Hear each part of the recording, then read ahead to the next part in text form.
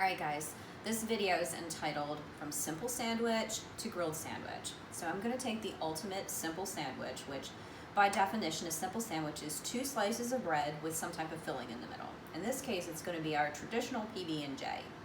And then I'm going to raise it to a new level by grilling it. But first I'm going to butter the outsides and I'm going to roll the sandwich into Frosted Flakes before I grill it. Alright, so here's how I'm going to begin. I'm going to make the simple sandwich.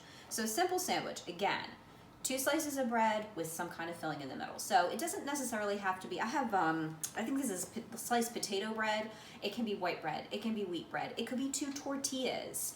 A croissant cut in half is a simple sandwich if you just put cheese in the middle. So there's a lot of variation in there. I'm going PB&J.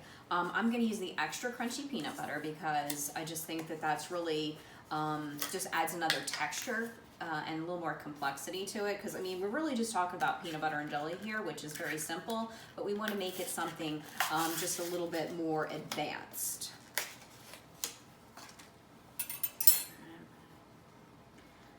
So now nutritionally, our USDA food guidelines would tell us that we don't want to eat more than a golf ball size piece of peanut butter when we make a sandwich, but most people tend to put a little bit more in than that.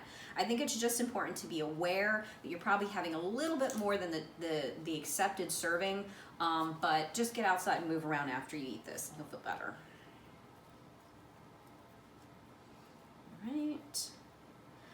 This is pretty much a no-brainer. If you haven't made a peanut butter jelly sandwich before in your life, you need to immediately rethink your entire life and then get into the kitchen and make yourself a peanut butter and jelly sandwich.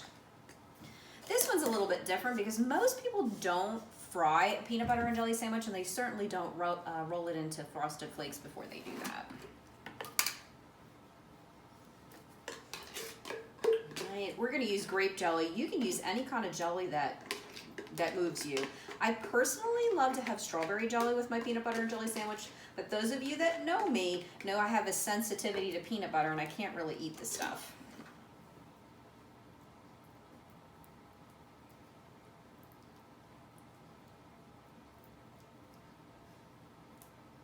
Alrighty. Alright, so the most ultimate simple sandwich that exists, PB&J. We've been eating it forever. We're going to continue eating it. It's loaded with protein. It's just doesn't require refrigeration, so you can pack it. You don't have to worry about foodborne illness. It's the ultimate. All right, but I'm going to take it a little bit further. Alrighty.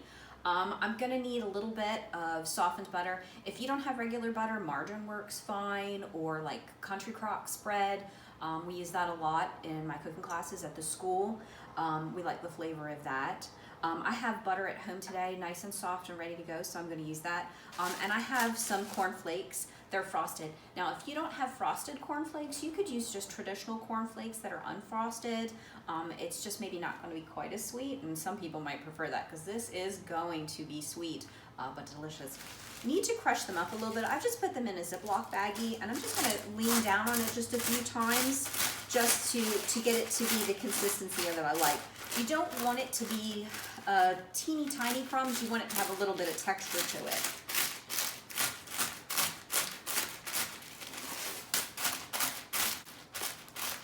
That looks good. All right, so I'm going to dump out my corn flakes onto this plate I have here.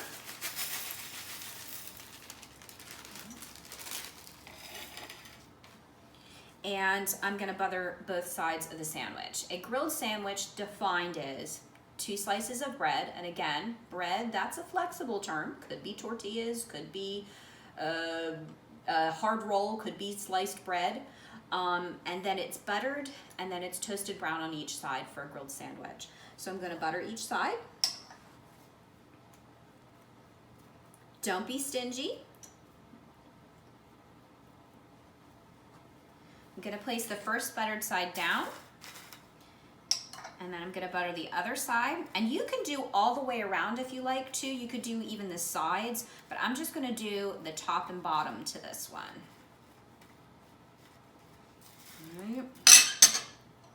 I'm going to rub it down into it, And I'm gonna do the other side.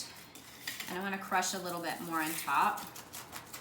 Again, don't be stingy. You might have to do this process a couple of times till you've gotten on sufficiently what you like. All right, I feel pretty good with that. I'm gonna go ahead. I have an 8.5-inch skillet here. I've put it to medium-high heat.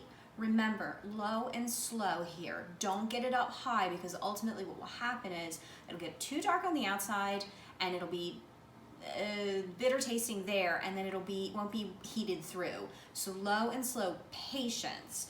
Remember the tortoise and the hare. Slow and steady wins the race.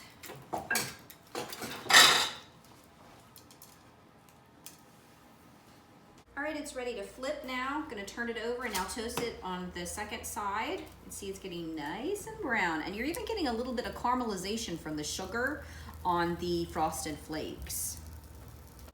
All right, it looks like it's all good to go here. I'm gonna pull it off. And I have myself here a cutting board ready. You know, presentation is everything. So not only did I make this sandwich, but I'm also gonna present it beautifully. And then of course I'm gonna present it to my husband because he was very excited to hear that I was making this. So remember that when you cut a sandwich, it's very like sort of kindergarten mom to cut it right down the center. You wanna try to go point to point. And I'm gonna use a serrated knife so I can saw through this so that I'm not gonna mangle my sandwich and pinch it together. You could go a step further and do individual squares, but I think I'm just gonna do the halves. All right, I'm gonna place them down on the plate. All right, they had these colossal strawberries when I went to the grocery store the other day, so I'm gonna do a nice strawberry fan. Not only is it gonna be beautiful garnish, but it's also edible. To do the strawberry fan, you're simply going to leave the green leaves intact, and you're gonna do slices. Don't go all the way through to the back.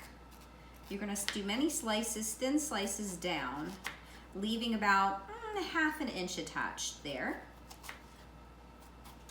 Come all the way through. And then just simply giving it a gentle press to fan out the, berry. It's okay if you're like me and you bust it a little bit. I'm gonna place it down. It was a little bit strong there. And then finally, I'm gonna put a little bit of dusted powdered sugar on it because for us, it can't get sweet enough. So I'm just gonna tap some on.